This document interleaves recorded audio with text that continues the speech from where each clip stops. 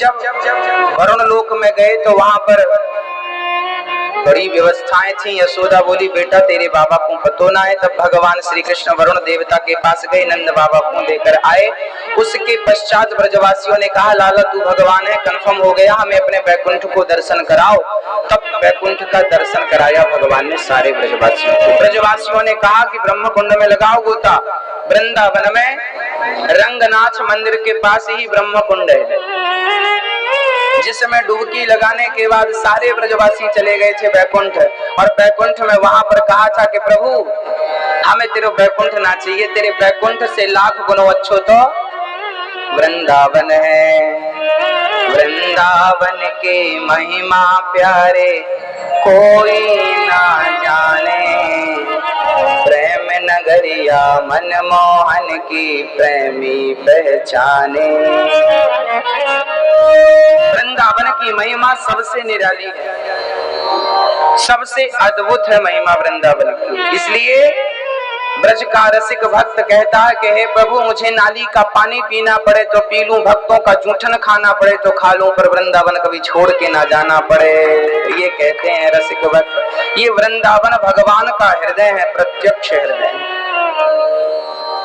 एक बार तीर्थों का राजा बनाया गया प्रयाग को। प्रयागराज में सारे तीर्थ स्नान करने गए। जब कुंभ आया, सिंहस्थ आया, पर वृंदावन ब्रज 84 नहीं गया, ब्रज 84 कोस नहीं गया, वृंदावन नहीं गया। तो प्रयागराज ने भगवान से शिकायत कर दी प्रभु सब तो आए हैं हाजिरी लगाने पर वृंदावन नहीं आया। तो भगवान ने कहा था प्रयागराज जी मैंने आपको तीर्थों का राजा बनाया है, अपने घर का राजा नहीं बनाया। ये वृंदावन तीर्थ नहीं है, ये तो मेरा। चर्चा तो ये भी मिलती है कि एक बार प्रयागराज को अहंकार आ गया था कि वृंदावन क्यों नहीं आया, क्यों नहीं आया। तब कहा जाता है कि प्रयागराज को कोढ़ हो गया था, कोढ़ कोढ़ कोढ़ का रोग। अब प्रयागराज बोले कि प्रभु मैं कोढ़ का रोग हो गया हूँ, हो गया है, अब बताओ कैसे छूटेगा। तब भगवान ने कहा कि तुम अहंकारी हो गए थे, जाओ ब्रजवासी जहाँ पे दीर्घ शंका करते हैं वहां जाके तुम लोटो। ब्रजवासियों की दीर्घ संख्या में लौटोगे तब जाके तुम्हारे कोढ़ का रोग ठीक होगा। तो अहंकार मान मर्दन दूर किया था भगवान। ये वृंदावन है, यहाँ का नाली का कीड़ा भी कहते हैं, शास्त्रों में उल्लेख है कि यहाँ वृंदावन की भूमि में ब्रज 84 कोस के अंदर जो कीड़े मकोड़े होते हैं वो भी पुण्यात्मा होते हैं, क्योंकि उन्हें ब्रज का वास मिला। बोलिए वृंदावन विहारी लाल जी। ये ईश्वर का हृदय। आज शरद पूर्णिमा की रात्रि थी, भगवान का मन हुआ है रास करने का। आज बड़े सुंदर प्रसंग की ओर हम आपको ले चलते हैं। भगवान पिता रात्रि शरदोत्फुल्ल मल्लिका वीक्षरन्तुं मनश्चक्रे योगमायामुपाश्रितः। आज शरद पूर्णिमा की रात को भगवान ने यमुना के पुलिन तट पर खड़े होकर जो बंसी बजाई, गजब के बांसुरी बजते हैं वृंदावन बसैया के। करो तारीफ मुरली की या मुरली के बजैया की। जहाँ चलता ना काम तीर और कमानों से, वहाँ बातें होती मुरली की तानों से। ऐ शाम तेरी बंसी पागल कर जाती, मुस्कान तेरी मोहन घायल कर जाती। कितनी सुंदर मुस्कान, कितनी सुंदर ठाकुर की बांसुरी है। आज गोपियां अपने अपने काम में बिजी थी, सारी गोपियां काम कर रही थी। निशम्य गीतम तदनंग वर्धनम ब्रजश्रिया कृष्ण गृहीत मानसा। सारी गोपियां जब भगवान का ये सुंदर सा गीत बांसुरी की तान सुनी तो दोहंत्यो भिययो काश्चित् दोहम हित्वा समुत्सुका। एक सखी गाय दो रही थी और जैसे ही बंसी की तान सुनाई पड़ी, गाय छोड़ दिया, दूध छोड़ दिया और कृष्ण से मिलने को चल पड़ी। गोपियों की इतनी उत्कंठा थी कृष्ण से मिलने के लिए कि वो कृष्ण से नजर हटाती ही नहीं थी। आज यमुना के पुलिन तट पर जब बंसी बजी तो सारी गोपियां अपने काम पे बिजी थी। आज गोपियों ने कृष्ण को याद नहीं किया, आज कृष्ण ने गोपियों को याद कर लिया। जब हम उसको याद करते हैं और कभी हम भूल जाते हैं तो वो हमें याद करता है। मैं रोज तेरे घर जाता हूँ, कभी तुम भी मेरे घर आया करो। मैं रोज तेरे दर जाता हूँ, कभी तुम भी मेरे घर आया करो। मंदिर में रहते हो भगवन, कभी बाहर भी आया जाया करो। मैं रोज तेरे दर आता हूँ, कभी तुम भी मेरे घर आया करो। आज गोपियां भगवान के स्मरण में काम करते हुए वो चिंतन कर रही थी। बंसी सुनाई पड़ी, दूध छोड़ दिया। एक सखी बच्चे को स्तन पान करा रही थी, बच्चे को छोड़ करके और श्री कृष्ण से मिलने के लिए चल पड़ी। आपके अंदर मिलन की उत्कंठा कितनी है? जितनी प्रबल उत्कंठा होगी उतनी जल्दी गोविंद मिलेगा। भगवान भक्ति भाव से नहीं, मिलन की उत्कंठा। बस ना मिलो तो प्राण निकल जाए, ये स्थिति हो। एक मोची था, जूता सिलता था। नारद जी वहां से निकले, पूछा प्रभु क्या मुझे कभी भगवान का दर्शन होगा? नारद जी कहते हैं मैं भी पूछ के रहता हूं। नारद जी गए, कहा मोची ने कहा है कि आप उसे दर्शन कब दोगे? भगवान ने कहा जाओ, पीपल के पेड़ में जितने पत्ते हैं उतने जन्मों के बाद में इस मोची को दर्शन दूंगा। नारद जी आए, मोची से कहा मोची भगवान ने कहा है कि इस पीपल के पेड़ में जितने पत्ते हैं उतने जन्मों बाद मिलेंगे। मोची हिम्मत नहीं आ रहा, बड़ा प्रसन्न हुआ, पेड़ पर चढ़ता उतरता नाचने लगा। नारद जी बोले क्यों नाच रहा है? बोले इतने समय बाद ही सही, कम से कम भगवान को याद तो है कि किसी भक्त को जाकर दर्शन देना है। कितने जन्म लगेंगे मुझे नहीं पता, कम से कम उन्हें याद है, इस बात की खुशी है। अब वो पेड़ पर चढ़ता उतरता पांव फिसला तो नीचे गिरने लगा। भगवान ने प्रकट होकर गोद में धारण कर लिया। नारद जी ने कहा प्रभु आपने कहा था कई जन्मों बाद मिलेंगे और इसी जन्म में मिल गया, आप मिल गए क्यों? तब भगवान ने कहा क्या बताऊं नारद जी, इसकी जो उत्कंठा पहले थी यदि वही रफ्तार होती तो कई जन्म लग जाते, पर इसके अंदर मिलन की उत्कंठा इतनी प्रबल हुई कि जैसे चुंबक लोहे को अपनी ओर आकर्षित करती है, ऐसे भक्त की उत्कंठा भगवान को अपनी ओर खींच लेती है। वो आता नहीं है, भक्त का प्रेम बुलाता है। अच्छा बच्चा छोटा सा जब रोता है ना तो माँ काम करती है और काम करते करते देखती है, क्योंकि रोता क्या है? क्योंकि रोने के भी 2-3 ढंग होते हैं। कई बच्चे बड़े होशियार होते हैं, वो ऐसे ही रोते हैं, मतलब उनको कोई अंदर से नहीं होता। बच्चे भी चतुर होते हैं, उनको लगता है कि करने से काम बनता है तो फिर ज्यादा क्यों सिसकियां ली जाएं, तो वो करता रहता है। माँ नहीं आती, माँ भी जानती है तुम मैं तेरी माँ हूँ, वो भी रोता रहता, माँ काम करती रहती है। फिर अब वो रोने की रफ्तार, फिर वो रोता है और फिर वो जब आखिरी तीसरा स्टेप जब लेता है, चीखता है और रोता है, बड़ी देर तक उसकी श्वास अवरुद्ध हो जाती है, आंखों से अश्रु बहने लगते हैं, तब माँ दौड़ करके धारण कर लेती है। बस ये स्थिति हमारी भी होनी चाहिए। हम लोग आरती पूजा करते हैं, ये हमारी आरती पूजा ये वाला है। कैलेंडर में तारीख बदल। जब हम थोड़ा और रोते हैं, कभी कभी आपकी आंखों में आंसू आते हैं प्रेम के, ये दूसरा वाला रोना है। और जब प्रबल तीसरा स्टेप जब आप लोगे, कन्हैया अब तुझे देखना ही है, बस तेरे सिवा। जब बच्चा रोता है ना, तो फिर उसको खिलौना दो, वो फेंक देता है, फिर उसको पैसा दो, फेंक देता, फिर उसे क्या चाहिए? केवल क्या चाहिए उसे? फिर किसी और की गोद, प्रधानमंत्री की गोद भी, राष्ट्रपति की गोद भी, किसकी गोद? उसे सिर्फ माँ चाहिए। जब जैसे बेटा खिलौना, पैसा, टॉफी, पहले तो बच्चा टॉफी से करता हो ना, तो टॉफी पकड़ा दो, चुप हो जाता है। दूसरा स्टॉप हो तो उसको फिर खिलौने वगैरह दे दो, चुप हो जा। पर तीसरा जब रोना रोता है, वो प्रबल रोता है ना, फिर वो कुछ नहीं, टॉफी खिलौने कुछ नहीं लेता, किसी की गोद में नहीं जाता, वो सिर्फ माँ को चाहता है। बस वही स्थिति जिस दिन आपकी हो, ना पद, ना प्रतिष्ठा, ना धन, ना दौलत, ना पत्नी, ना परिवार, जब किसी की चाह ना रहकर केवल कृष्ण की चाह रहेगी, बस वही है कि ईश्वर को आप प्राप्त कर लेंगे।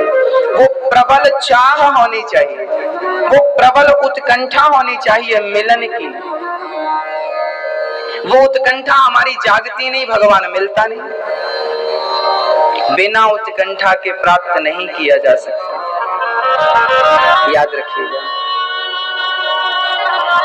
सारी गोपियां पहुंच गईं, भगवान ने सबका स्वागत किया। स्वागतम वो महाभाग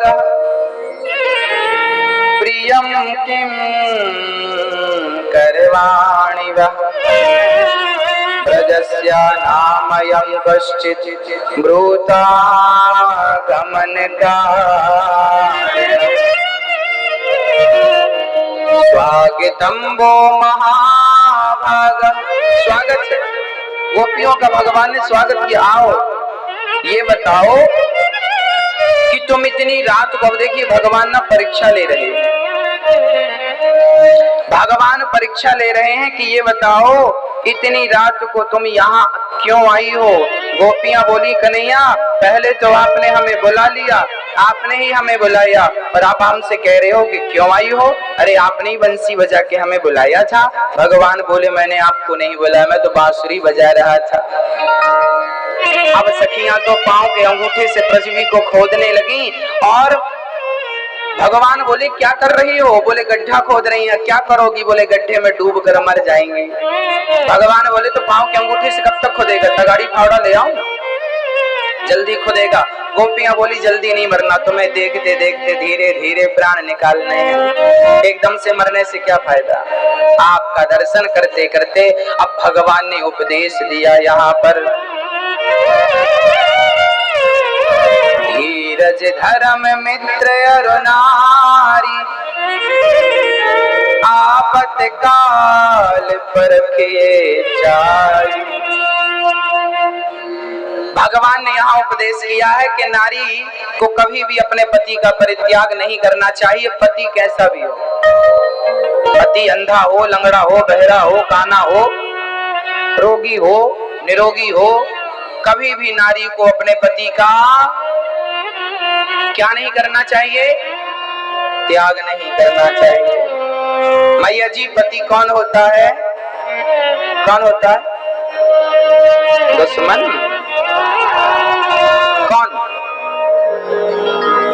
परमेश्वर, भगवान होता है पति। तो क्या भगवान का त्याग करना चाहिए? कभी भी अपने पति से विवाद नहीं करना चाहिए। अच्छा, पति को भी चाहिए कि वो अपनी पत्नी से बहुत प्रेम करे। आपके पति करते हैं कि नहीं आपसे प्रेम? मैया, ओ मैया, आपके पति प्रेम करते हैं कि नहीं आपसे?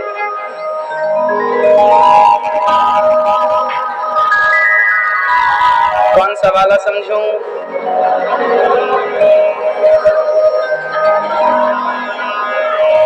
करते हैं। पति पति भी अच्छा हो, पत्नी भी अच्छी हो। अच्छा, कभी कभी ना गृहस्थ जीवन में यदि पत्नी अच्छी नहीं मिली या पति अच्छा नहीं मिला तो पूरी जिंदगी नर्क सी हो जाती है। इसलिए पति पत्नी दोनों को, तीसरा कैसा है मुझे उसकी जरूरत ही नहीं है बोलने की। यदि पति पत्नी अच्छे हैं तो फिर वो बड़ी सी बड़ी आंधियों को सह लेंगे, और यदि इनमें फूट है, इनमें कुछ गड़बड़ी है, तो फिर जमाने का प्यार मिले तो भी बहुत कम है, और जमाना दुश्मन हो जाए और पति पत्नी में प्रेम है तो बहुत कुछ है। ये जो गाड़ी के पहिए है ना, गाड़ी में दो पहिए होते हैं, साइकिल में ये दो पहिए पति पत्नी ही है। पत्नी जितना महत्व रखती है पति भी उतना ही, और पति जितना महत्व रखता है। कई पुरुष ऐसे होते हैं जो अपनी पत्नी को पांव की जूती समझते हैं। कई बुद्धिमान पुरुष होते हैं, तुम तो हमारे पांव की जूती हो। मैं ऐसे पतियों से कहना चाहूंगा कि भैया जी, पत्नी पांव की जूती नहीं होती, पत्नी तो सिर की पगड़ी होती है। समाज की सम्मान, समाज का सम्मान, आपका गौरव होती है नारी। ये वही नारी है जिसने आपके वंश को आगे बढ़ाया है, आपके वंश को अपने गर्भ में जगह दी है। वो पांव की जूती कैसे हो सकती है? पांव की जूती समझने वाला, जो स्त्री को पांव की जूती समझता है, वो सबसे निकृष्ट पुरुष है, थर्ड क्वालिटी का आदमी, अविवेकी है, मूर्ख है। नारी का सम्मान जो करता है, जिस घर में नारी हंसती है, मुस्कुराती है, खेलती है, प्रसन्न रहती है, उस घर में धन धान्य लक्ष्मी की कभी कमी नहीं होती। और जिस घर में नारी सदा रोती रहती है, उस घर में कभी समृद्धि नहीं होती। यत्र नार्यस्तु पूज्यन्ते रमन्ते तत्र देवता तत्रैतास्तु न पूज्यन्ते सर्वास्तत्र फलाक्रिया। सारी क्रियाएं व्यर्थ हैं, पूजा पाठ व्यर्थ है उस घर का जिस घर में नारी का निरादर होता है। इसलिए नारी का क्या करना चाहिए? नारी बहुत बड़ी त्यागी होती है। पुरुष अपनी माँ को नहीं छोड़ता, अपने पिता को नहीं छोड़ता, अपने नाम को नहीं छोड़ता, गोत्र को नहीं छोड़ता, अपने आंगन को, अपने घर को नहीं छोड़ता। पर नारी जो है, ये नारी सन्यासी होती है। नारी का जब विवाह होता है ना, तो विवाह के तुरंत बाद ही वो अपनी माँ, पिता, भाई, बहन, जिस घर में खेली खाई पली बढ़ी वो घर, घर की क्या कहें, अपना नाम, अपना गोत्र, अपनी जात, सब कुछ छोड़ देती है केवल पति के लिए। और वो पति कहता है कि तुम मेरे पांव की जूती हो। कितना दुष्ट पति है ये, जो नारी का सम्मान नहीं कर सका वो भगवान का क्या सम्मान करेगा, क्योंकि भगवान खुद नारी का सम्मान करते हैं। राधा जी के चरण दबाते हैं श्याम सुंदर, राधा जी को अपने हाथ से पायल पहनाते हैं श्याम सुंदर। जो राधा नाम न हो तो रस राज विचारो रो तो, ना हो तो कृष्ण अवतार कहे जा राधे राधे। राधा अलबेली सरकार जपे जा राधे, राधा सब वेदन को सार जपे जा राधे।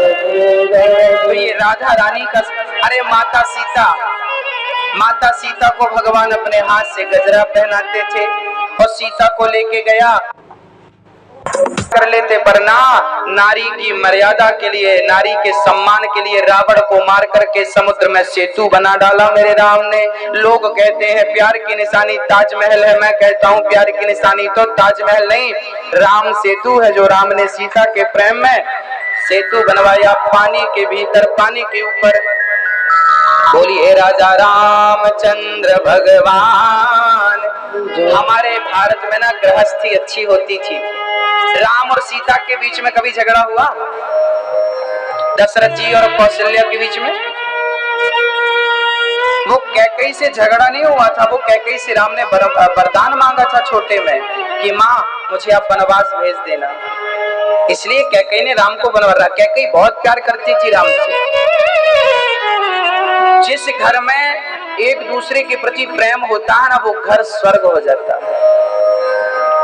बड़ा भाई छोटे भाई के बच्चों के लिए कपड़े ले जाए, छोटा भाई बड़े भाई के बच्चों के लिए कपड़ा ले जाए, छोटा भाई बड़े भाई के लिए कपड़ा ले, बड़ा भाई छोटे भाई के लिए।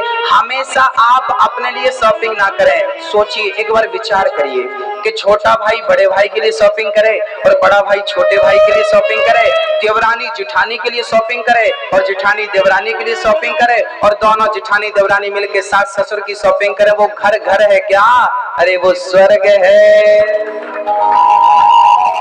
जहाँ सुमति तहाँ संपत्ति नाना, जहाँ कुमति तहाँ विपत्ति निदाना। जिस घर में एकता होती है, सुमति होती है, पति पत्नी, कभी कभी ना पुरुष अकड़ू होता, कभी कभी नहीं, अक्सर पुरुष अकड़ू होते हैं, अधिकांश। ये पुरुष कभी कभी गलती करता है ना, पर सॉरी नहीं बोलता। अरे भाई, उसको लगता मैं पत्नी से सॉरी बोलूं, क्योंकि वो झूठी समझता है ना। अरे भाई, गलती सबसे होती है, कभी कभी हमारी गलती नहीं होती, फिर भी सॉरी बोल करके बात खत्म करो ना भाई, कितना आगे बढ़ाओ। कई लोग ना एक साथ रहते हैं पर बोलते नहीं, वो पति पत्नी से नहीं बोल रही है, पत्नी पति से नहीं बोल, सास जिठानी और सास बहू से बोल चाल बंद, एक घर में रहते, एक चूल्हे पे खाते, फिर भी देखते नहीं ये घर है कि नरक है, मर जाओ डूब के। बोलने में घट क्या रहा तुम्हारा भाई? वो छोटे बन क्यों नहीं? आप लोगों के घर में अक्सर झगड़ा इस बात का होता, मैं क्यों झुकूं, मैं क्यों। अरे भैया, झुकने तुम छोटे हो रहे हो क्या? झुक जाओ ना। गलती भले नहीं है तुम्हारी, झुक के रिश्ते बचाओ, समय कम है, मर जाओगे बाद में रोने बैठोगे। आज सास से बात नहीं करती बहू, मर जाएगी ना सास तो रोएगी बहू। अब क्यों रो रही हो तुम, क्यों नाटक कर रही हो? कई बहुएं अपनी सास से बात नहीं करती और सास मर जाती है तो फ्रंट में बैठ के रोती हैं, बड़ी नाटकबाज होती हैं बहुएं। बातचीत करो भाई, प्यार से रहो। लड़ाई झगड़ा होना चाहिए परंतु बोलचाल बंद नहीं होना चाहिए। यदि बोलचाल बंद हो गया तो सुलह के सारे दरवाजे बंद हो जाएंगे, फिर एकीकरण नहीं होगा, फिर आपकी दूरियां बढ़ती जाएंगी। इसलिए जहां सुमति शास्त्रों में ना आप लोगों के बारे में लिखा है, गृहस्थों के बारे में, कि आप लोग भी प्यार से रहा करो। भाई कैसा हो? लक्ष्मण जैसा भाई हो। भरत जी तो अयोध्या का राज्य छोड़ करके राम से मिलने, भाई ऐसा होना चाहिए। ये नहीं कि भाई की कॉलर पकड़ के डिशुम डिशुम करता रहे। भाई एक बाप की संतान हो, तुम दोनों के अंदर एक सा रक्त बह रहा, प्यार से रहो ना भैया जी। और मेरी माँ, आप जिठानी देवरानी बड़ा झगड़ा करती हो। आपकी सबसे बड़ी दुश्मन जिठानी है और देवरानी है, और तीसरी सास और चौथी ननंद तो सबसे बड़ी है। ये घर घर की कहानी है। मैं जिन जिन से मिलता हूँ अक्सर या तो सास की, या तो बहू की, या तो जेठानी की, या देवरानी, या ननंद, इसके आगे कोई ऑप्शन नहीं है। पाकिस्तान हिंदुस्तान का झगड़ा सुलह शायद सुधर जाए, रिश्ते सुधर जाए, पर सास बहू के रिश्ते सुधरना बड़ा मुश्किल है। मैया सास गाली देवे, देवर जी ससुर समझा लेवे, ससुराल गेंदा। प्यार से रहा करो। बिन परमेश्वर सोना मंदिर, बिंदिया बिना लाल सोना, पति बिना संसार। बिन परमेश्वर सोना मंदिर, बिंदिया बिना लीला रे सोना, पति बिना संसार। जैसे मंदिर कितना भी बड़ा हो पर मंदिर में मूर्ति ना हो तो बिना मूर्ति के मंदिर की शोभा, नारी कितनी भी सुंदर हो उसकी मांग, उसके माथे पे बिंदिया ना हो तो नारी अधूरी है। ऐसे नारी कैसी भी हो उसका पति ना हो तो वो पति के बिना अधूरी। बिन परमेश्वर सोना मंदिर, बिंदिया बिना लीलार सोना, पति बिना संसार। पति ना हो तो संसार सोना हो जाता है। पति क्या है? पति ही जप है, पति ही तप है, पति ही है करतार। ओ पति से ही पत इस तन की है, पति बिन विपत्ति हजार। सोना पति बिना संसार। एक पतिव्रत रहे जगत में। नारी के कितने व्रत होते हैं? आज हमारे भारत की नारियां अपनी मर्यादाएं भूलती जा रही हैं। ये